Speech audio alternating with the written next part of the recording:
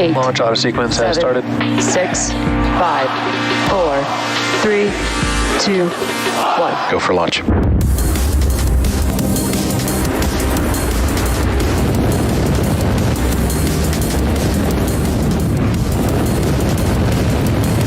Vehicle is supersonic. Stage separation confirmed. Dragon, separation confirmed.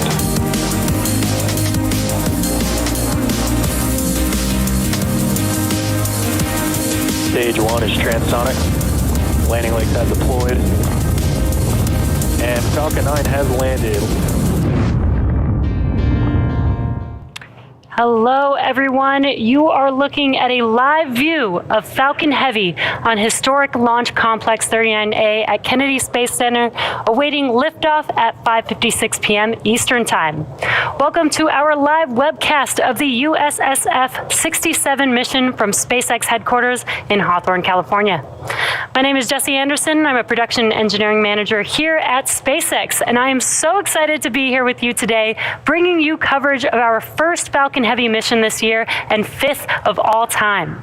Today's mission is a national security space launch mission for the United States Space Force, our second Falcon Heavy mission for the Space Force in about 2 months. Now, just like USSF-44 last November, USSF-67 will launch into a geosynchronous Earth orbit from Launch Complex 39A in Florida. Now, additionally, at the request of our customer, we will again not be showing views of the payload. So we will be ending the webcast just after Falcon Heavy side boosters make their way back to land on Landing Zone 1 and Landing Zone 2 around the T+8 minute mark into flight. Now, in addition to covering today's launch, we're excited to be joining you this weekend as Monday is Martin Luther King Jr. Day. Every third Monday of January, we celebrate the life and legacy of Dr. Martin Luther King Jr., who fought for racial justice and equality for all. Here at SpaceX, we believe that in order to achieve our goals of making humanity multiplanetary, it is essential to create a team with diverse backgrounds and cultures.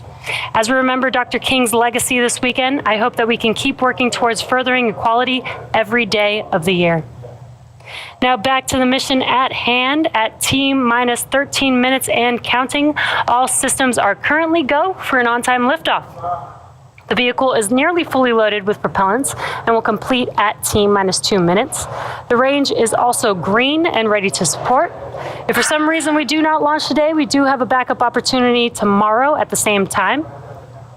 Now, at just under T-minus 13 minutes, let's take a closer look at the Falcon Heavy vehicle that you see there on your screen.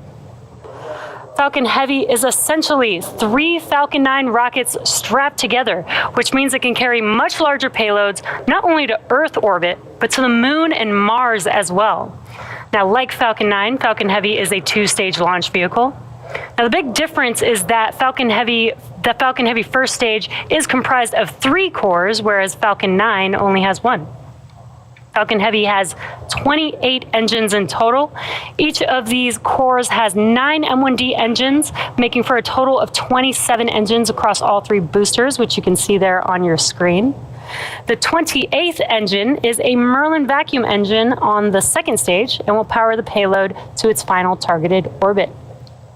Now, altogether, the Merlin 1D engines at the base of Falcon Heavy produce 5 million pounds of thrust. That's equal to 18 747s at takeoff. Now, in fact, the engines produce so much power that we don't run them at full thrust all at once until after liftoff. About 2.5 minutes into flight, the 2 side boosters will separate from the center core and come back down to Earth for simultaneous landings at Landing Zone 1 and Landing Zone 2, which you can see there on your screen. If successfully recovered, these side boosters will be refurbished and used in a future national security space launch. Now, upon side booster separation, the center core will keep firing for about 90 seconds before shutting down its engines and then perform a standard stage separation from the second stage. We will not be attempting to land our center core today as the mission requires more performance. Now, this means that in order to get our payload to where it needs to go for today's mission, the center core will burn the fuel that we would typically use for recovery. And for those of you looking closely, that is why you don't see any landing legs or grid fins on the center core. Now moving towards the top of the vehicle, once the first and second stage separate, the second stage will propel our payload to its intended orbit. At our customer's request, we will not be showing views of stage 2, so immediately after the Merlin vacuum engine on the second stage fires up, we'll be directing all of our attention to the landing of our side boosters. Now above the second stage is where our payload is safely enclosed inside of the fairing. That's at the very top of the rocket there on your screen. The fairing protects the payload from aerothermal loads, heating, and contamination during ascent. Now once we reach the vacuum of space, we will jettison the fairing as the second stage continues on its journey to orbit, and we will be attempting to recover the fairing halves today with our recovery vessel, Bob. Now, as I mentioned earlier, today's launch, USSF-67, is a national security space launch mission for the United States Space Force. Now let's learn a bit more from our customer about today's mission.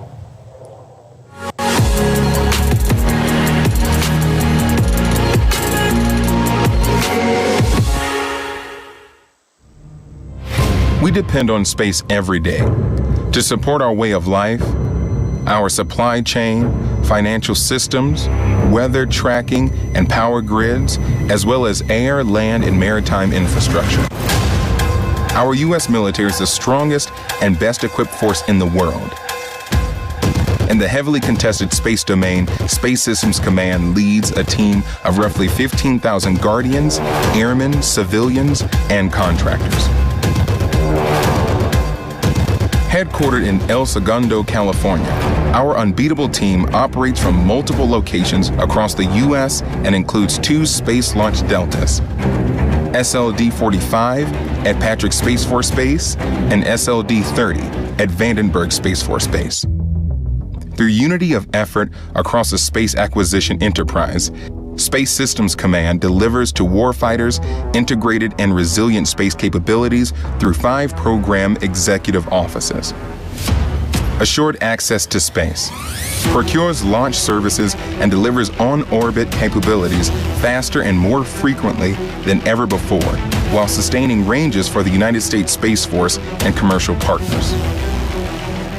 Battle Management Command, Control, and Communication delivers tactical and operational command and control capabilities to warfighters, facilitating timely and quality battle space decisions for the joint all-domain fight. Space domain awareness and combat power maximizes the full characterization of space using a wide range of multi-domain assets by rapidly detecting potential and real threats to our nation and allies, which enables decisive action in the space domain. Communications and positioning, navigation, and timing ensures the delivery of resilient capabilities across the acquisition lifecycle, from prototypes to systems on the production line to systems our warfighters have been operating for years. Space Sensing delivers space-based battle space awareness through missile warning, tracking, environmental monitoring, and tactical intelligence, surveillance, and reconnaissance. Our adversaries fully intend to disrupt, degrade, and destroy the U.S. and our allies' ability to access and operate in space. Not on our watch. Space Systems Command is focused on creating and sustaining resilient lethality in space through systems integration, unity of effort, and digital engineering ecosystems. At Space Systems Command, space starts here. At T-minus 6 minutes and 45 seconds, the SpaceX team continues to count down for launch of our 4th operational Falcon Heavy flight, and all systems are go.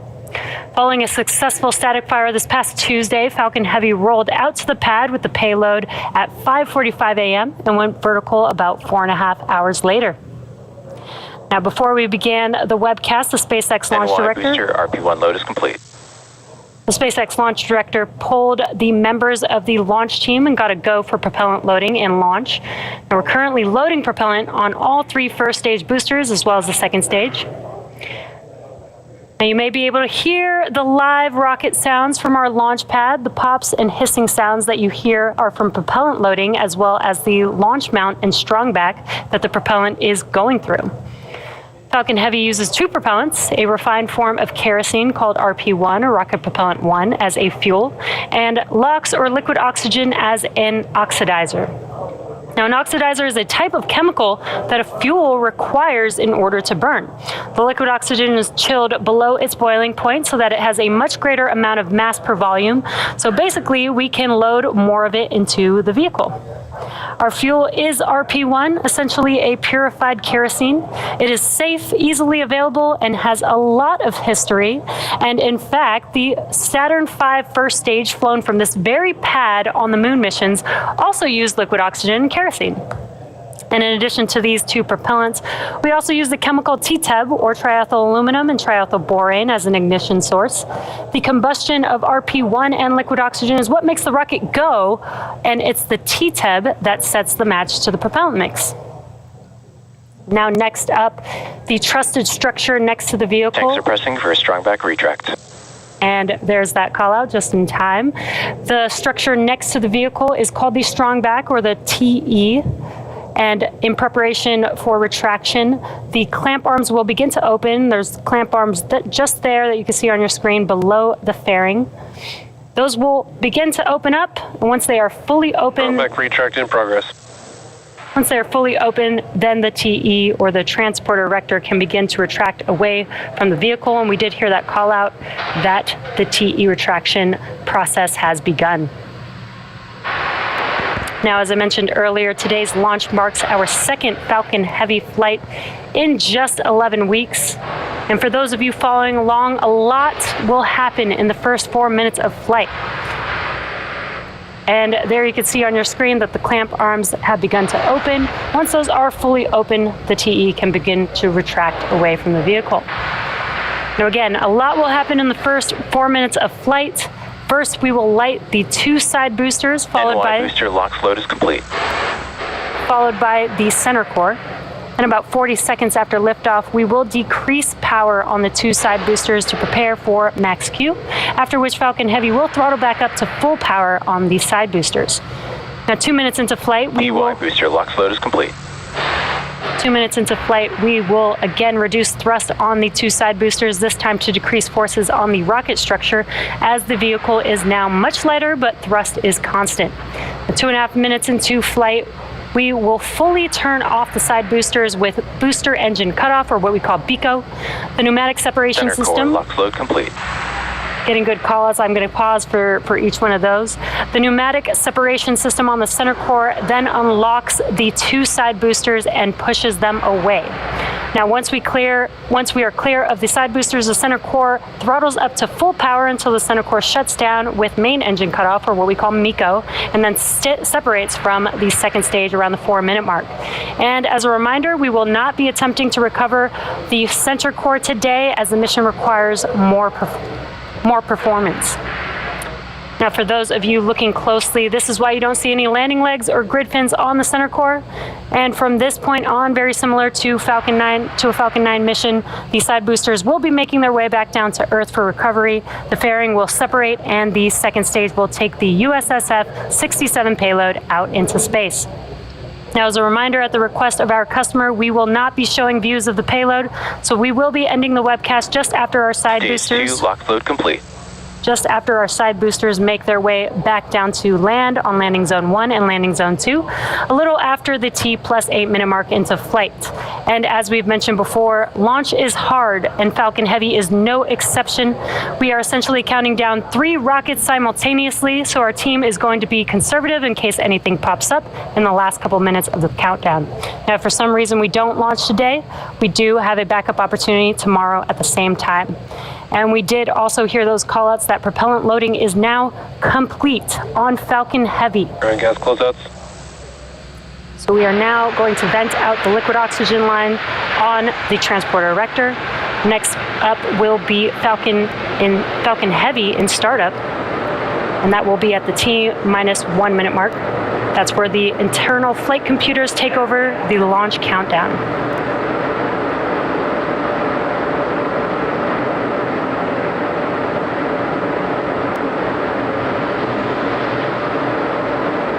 Falcon Heavy is in startup. And great news, Falcon Heavy now in startup. We're now just waiting for the final call from the launch director.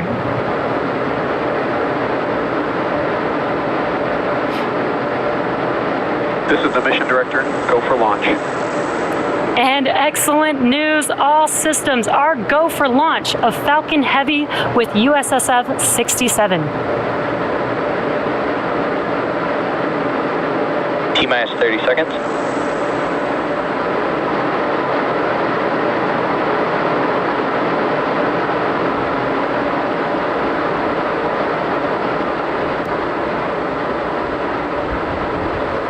Seconds.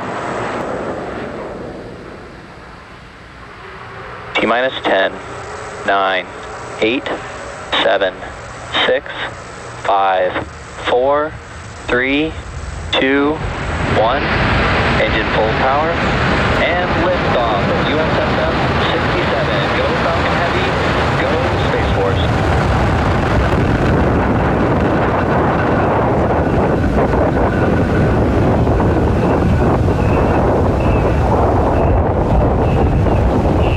Booster chamber pressures are nominal.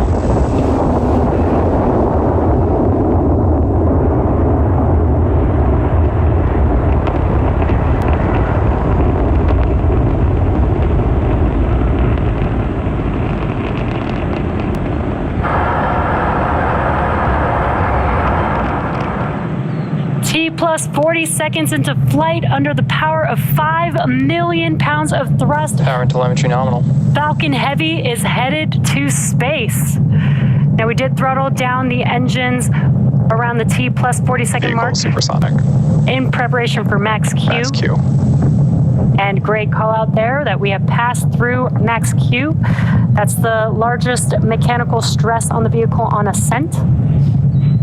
And incredible, incredible views there on your screen. Falcon Heavy in flight. Now next events coming up will be booster engine cutoff or BECO, followed by separation of the side boosters and followed by their side booster boost back burns. And then will be center core main engine cutoff or what we call MECO. And those events coming up here just under a minute away. That will be BECO. That's where the side boosters engines will shut down. The center core will push those side boosters away from the vehicle. Then those two side boosters can begin to make their way back down to Earth with their boost back burns. And on your right-hand screen, you could see the views from each of those side boosters.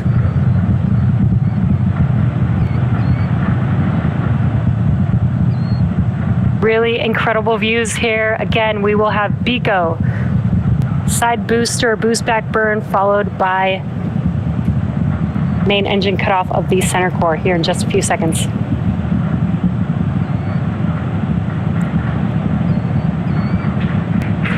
Side booster separation.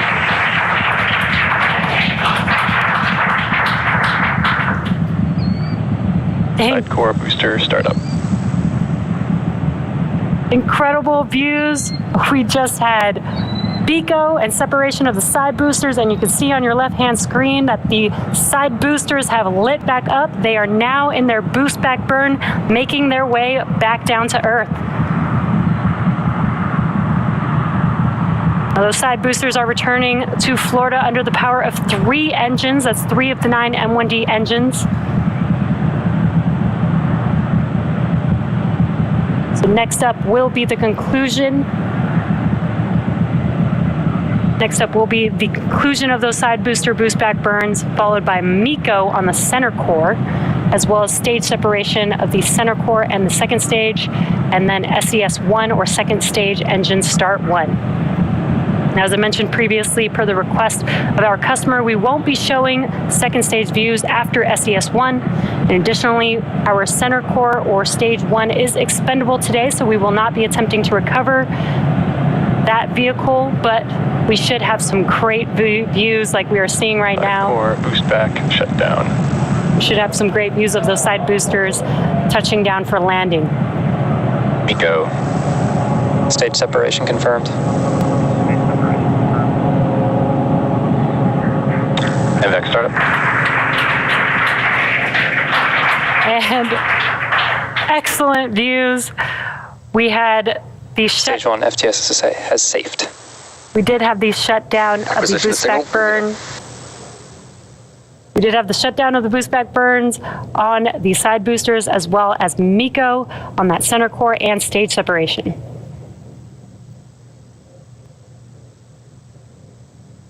We are waiting for confirmation of a call out of the fairing separation.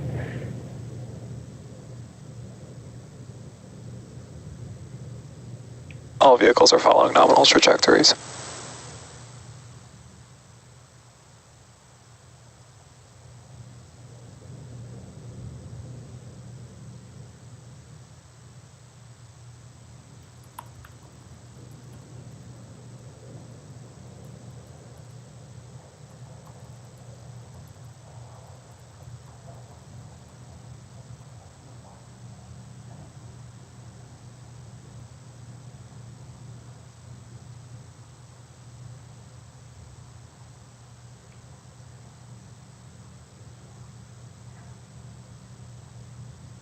So currently stage 2 is still making its way to its targeted drop-off orbit, while the side boosters are making their way back down to land.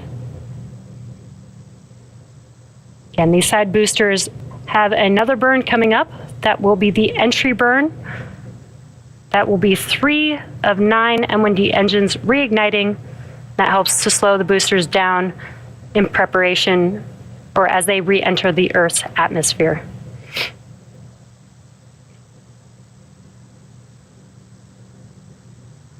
We got some views here from those side boosters there on your screen. Now, at the time of separation, the side boosters were traveling slow enough to turn around and make their way back to land, to our side-by-side landing pads. If we have successful landings today, we'll mark the 163rd and 164th landing of an orbital class rocket. As I mentioned earlier, the center core will be expendable, and we are not attempting to recover it today. Side core entry burn startup. And there you can see on your screen, the entry burns for these side boosters have begun. They're just about 12 seconds long. Side core PY entry burn FTS shutdown. has saved, and NY FTS has saved. And the entry burns for both side boosters have now concluded. Now, next up will be the final burn for each of these side boosters. That is the landing burn. It is just a single engine burn, the center E9 engine. Each one of these M1D engines have about 190,000 pounds of thrust. So that is enough to slow the vehicle down just in time for landing. And you could see the coast of Florida in the background. Side boosters are transonic. Now that landing burn coming up here in just about 20 seconds or so. Landing burn will last about 20 seconds long. Again, we are scheduled to land on landing zone 1 and landing zone 2. Landing burn. And there are those landing burns have begun on the side boosters. So let's watch as they touch down. Stage 2 is on terminal guidance. Stage 2 FTS is saved. Booster landing leg deployed.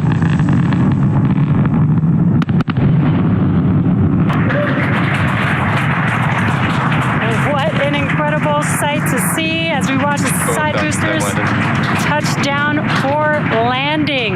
That confirms successful landing of both Falcon Heavy side boosters on landing zone 1 and landing zone 2.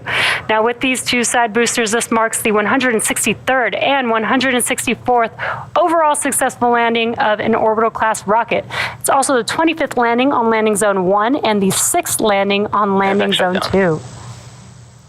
And with successful confirmation of our side boosters landing, that will bring today's webcast to Nominal a orbit close. insertion. Now, we'd like to thank the United States Space Force for entrusting us with today's mission. Thank you to the Range and the Federal Aviation Administration for licensing today's launch. And we'd like to thank all of you, our viewers, for tuning in. Now, if you're interested, head over to our website and social media platforms for updates on our next missions and milestones. We hope that you all enjoy the rest of your weekend, and we'll see you again soon.